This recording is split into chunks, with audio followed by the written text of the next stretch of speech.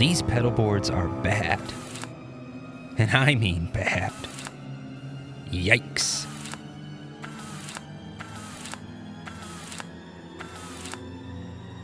But let's take this opportunity to learn from the mistakes of others, which happens to be one of my favorite uses for the internet. So this board is kind of rough. Okay, this is really rough. Okay, what is going on? Try and find the one bad patch cable in this board. Eesh. Some cool things on it. It's cool that he's got a big box rat. So that'd be like a, I don't know, like an 80s big box. Those are still cool. No LED light on that though, which kind of stinks about the early rats, but it's usually pretty obvious if the rat is on or off, sound-wise. Is this a bass board? Because up here, is that a bass envelope filter? I don't know what to think about. Is that an actual Vox wah or is that a Vox volume? Tuner on this side of the board, which is preferred. Delay on this side of the board, which is also preferred. The thing that's really confusing to me is what's happening over here with the dual sparkle drives. I don't even know, with 2 sparkle drives? If those are your sound, great. Why would you put them over here? That's really weird to me. And then which hardwire is this? I think that does say chorus on it. Stereo chorus. Yeah, that's cool. So he's got delay. He's got a tremolo, an octave. Those OC3s are cool. A rat style, 2 different drives, which for what it's worth, you could have like a heavy setting for a sparkle drive and a lighter setting. So I won't hate on the fact that there's 2 of those because it's a pretty versatile pedal. You could get around that. But it's just everywhere. Stuff everywhere. Just everywhere. No rhyme or reason. Ick factor on this one, I'm going to give it an 8.5. Because trying to turn anything on and off or troubleshoot any problem with this board, yeah, I would not like to do it. That's somewhat terrifying. Yeah, don't like it. Okay. Those dreaded molded cables come out again. I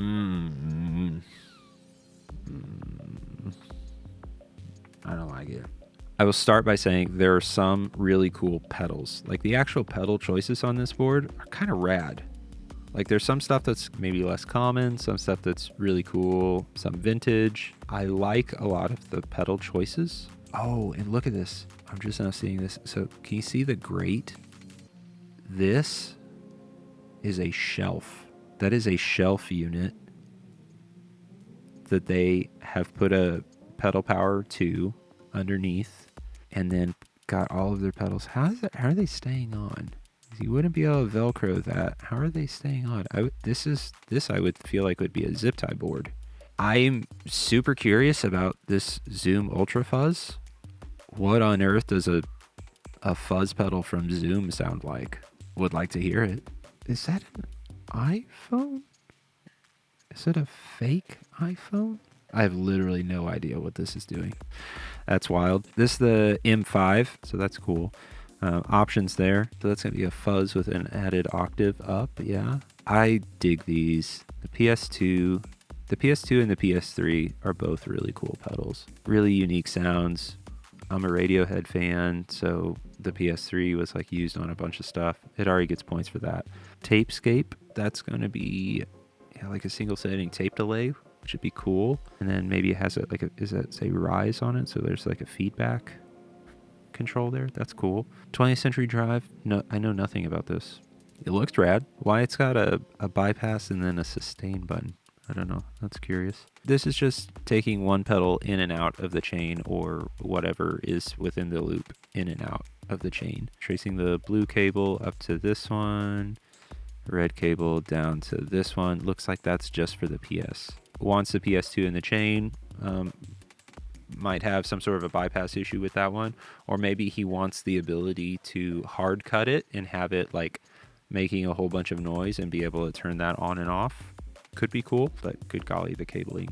The more pedal on the end, I think that would be like an IR loader. So maybe that's doing like some amp sound kind of thing. It's an innovative board. I will say that. I'll give it that. I don't love where things are laid out. I would normally do drives as far right as I can, then like mod stuff in the middle, delay and reverb to the left. If it were all tidy, it wouldn't really matter. It's just a matter of what you need to be clicking on, the most. So if all of that's on the bottom row, great. Yeah, this one's odd. I'm gonna give it let's call it like a 6 on the ick scale.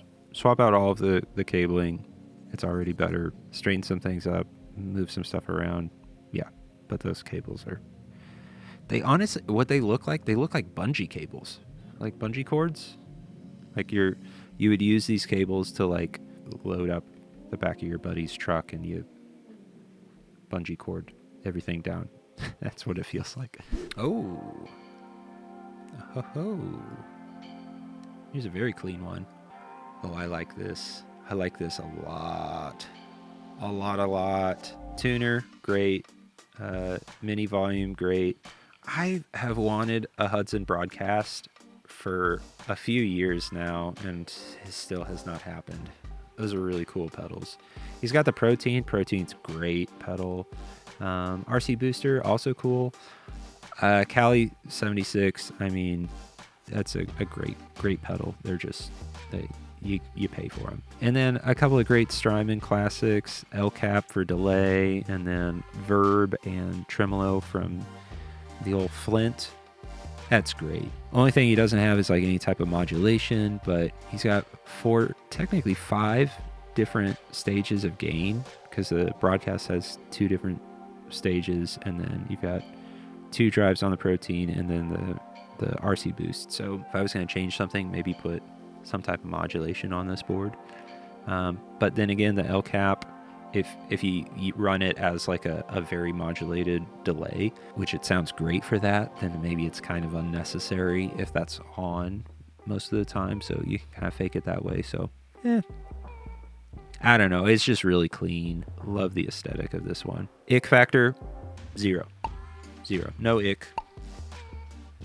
I could gig with this one happily. Oh, okay. It's a little guy. All right, so this board, I like that it's the right size for the number of pedals that he's got on here. Looks like these handles are set. Is that leather? They're just leather. First thing that I would change about this board is I would paint it black. It looks like a cutting board and not in a good way. There are some really nice pedal boards out there that are like really nice finished wood. This is not one of them. It's not. So yeah, I would do something at the very least, a really dark stain on the board. Zip ties instead of Velcro is a choice and would ensure that they're not going anywhere. I gotta hand that to you. They're just not gonna go anywhere. But why white zip ties? If you did black zip ties, they'd be a little less obnoxious looking. They certainly blend in with the rat. This is a great power supply. I've got a similar Chalk's power supply. Good power. Cables are kind of all over the place. As far as the actual pedals themselves, okay, so you've got a Tube Screamer style, and then a rat, noise reducer. Okay, so these guys are giving you that much noise. You already have to have a noise reducer. All right, but then tuner at the end. I feel like the tuner at the end guys are normally ones that deal with a lot of noise. So you have so much noise in your chain, you're just trying to mute it to kill the noise. So you put your tuner at the end of the chain.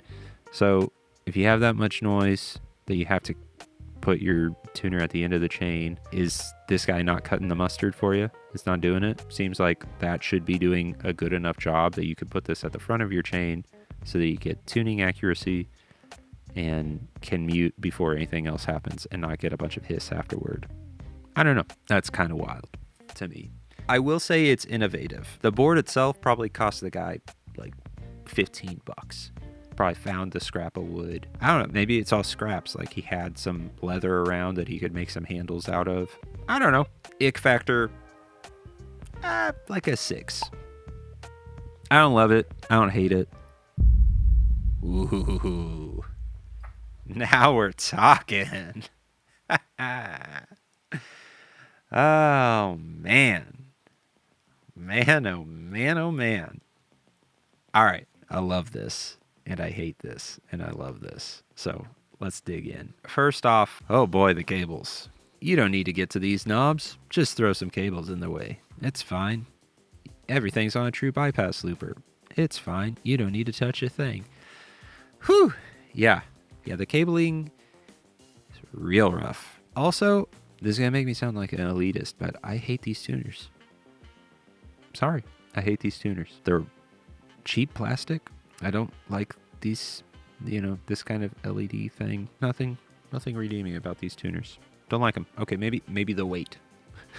They weigh nothing and feel like a toy, so they're not taking up any weight. Obviously, on a board this size, you're not too concerned about weight. Interesting pedal choices. So he's got a Rat. He's got the Russian Big Muff, an actual one, like Army Green. That's super cool. Then the mini analog chorus. Don't see those often. I like that. DS1. I mean, you've got a Rat and a DS1 on the same board, and your only other option is a Big Muff. I will say it looks like it's a vintage DS1, so it gets points for that, but like that feels like a lot of overlap. And then the graphic EQ is cool. That can be helpful. Looks like he's mostly got it for just a big old boost. Like that's going to be his solo boost at the end of his chain. So that's fine. I will also say I don't like these braided cables. You get these from Guitar Center for like $3.99, something like that. I've had so many of them break. I had a bunch of them on one board, and then like they just one after another. I won't recommend them. Don't like them. Yeah, I love the pedals on this board. Could use some delay and reverb. Overall, like they're cool pedals to put on a board. I like that it's on a true bypass switcher. Not that I feel like, you're not dealing with that much signal degradation with these mini pedals. And if you're really that concerned about it, just upgrade all of your cabling instead of having a true bypass switcher. So I feel like that's kind of a weird choice for this size of board. I get that it's more convenient because, obviously this one's the orange pedal, this one's a blue pedal, this one's it's obvious. But I don't know. Feels maybe a little unnecessary at this size. Again, we're pretty much just on a piece of plywood. So there's that. Ick factor, the cabling. I'm going to say 7.5. It's all held on with zip ties. This tuner and this Russian Big Muff do not belong on the same board. Not at all. Not at all. That's probably the greatest travesty of this board. Give this tuner to your nephew. These started out like $50 brand new, all plastic, not super fast, terrible switch on them. And then you've got, at least to me, one of my favorite Big Muffs that I've ever heard. Why you would put those on the same board, it beats me. But yeah, I'd say 7.5. It's pretty grody, but the pedals are cool. Otherwise, this thing would probably be like a 13. Thanks so much for watching. And if you want to see some more pedal content, check out this video. It's a good one.